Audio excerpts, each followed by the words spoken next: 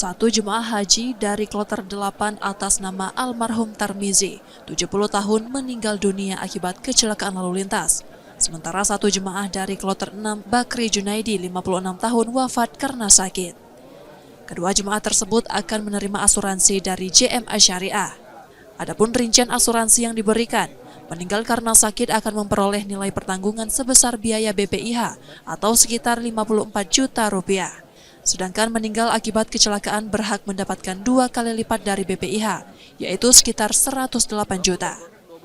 Jika meninggal selama perjalanan di pesawat, ahli waris juga akan menerima tambahan kompensasi sebesar 125 juta dari pihak maskapai.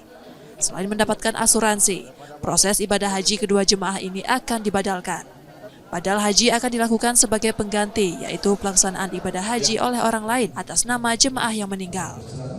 Jadi betul untuk jamaah haji yang meninggal di Arab Saudi itu sudah menjadi kesepakatan ya antara pemerintah Indonesia dan pemerintah Arab Saudi untuk dimakamkan di sana. Jadi kalau jamaah haji dua yang dari Bangka Belitung ini meninggal karena meninggal di Madinah, maka keduanya saat ini sudah dimakamkan di pemakaman Baqi Madinah. Dan satu lagi haknya jemaah haji yang meninggal sebelum pelaksanaan Arafah Musdalifah dan Mina, mereka juga mendapatkan hak untuk dibadal hajikan oleh petugas haji Indonesia.